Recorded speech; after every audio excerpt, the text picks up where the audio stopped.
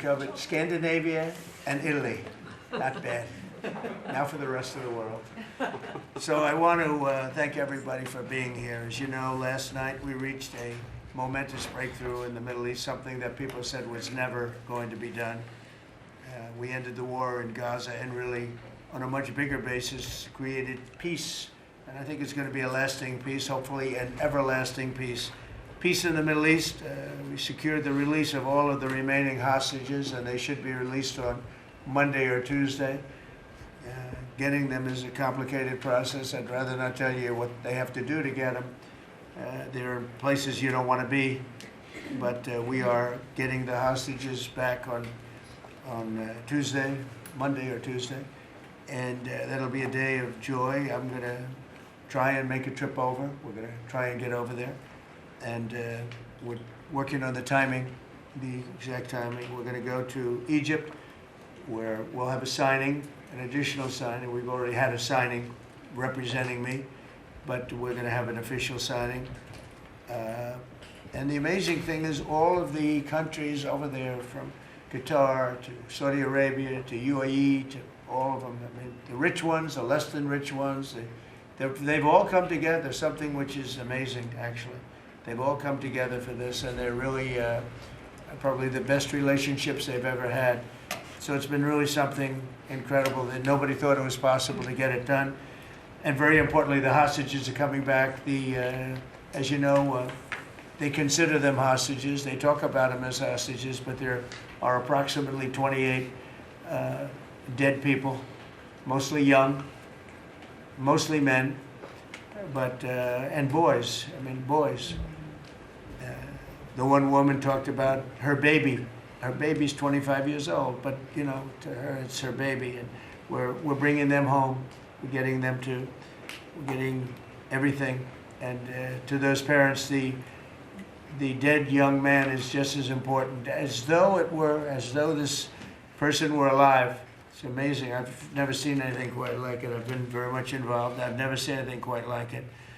But it's really peace in the Middle East. And you remember October 7th was terrible, but also from the Hamas standpoint, they probably lost 70,000 people. That's big retribution. That's big retribution.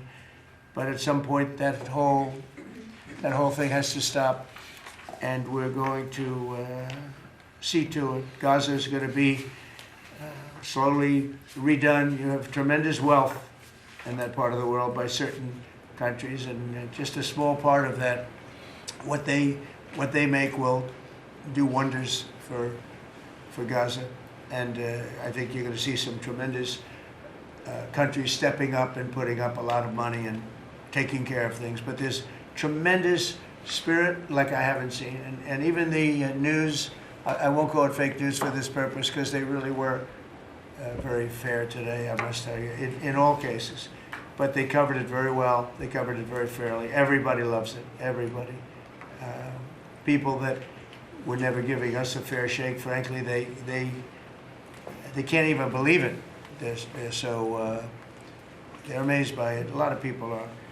But it was just everything came together. I think the attack was very important on Iran, because let's say that didn't happen, they'd probably by now have a nuclear weapon, numerous nuclear weapons, and therefore, even if we signed a deal, there'd be a big dark cloud over it, and it wouldn't be the same thing. So Iran's different, but Iran wants to work on peace now. They've informed us, and they've acknowledged that they are totally in favor of this deal. They think it's a great thing. So we appreciate that, and we'll work with Iran. As you know, we have major sanctions on Iran and lots of other things. We would like to see them be able to rebuild their country too, but they can't have a nuclear weapon. So I want to express my tremendous gratitude to the leaders of Qatar, Egypt, and Turkey for helping us reach this incredible day and for being there. They were there with us all the way. And of course, as you know, Saudi Arabia and Jordan and so many. I will tell you, President Erdogan was personally involved in dealing with Hamas and some of the others. He's been great. They've all been really amazing. Indonesia's been amazing. Indonesia's been fantastic. the whole world has come together for this. People that didn't get along, people that didn't like each other, neighboring countries that frankly didn't like each other, but now it's just this moment in time. So we look forward to welcoming the hostages, like you can't believe, home to their families, and that'll take place early next week. We hope Monday or Tuesday.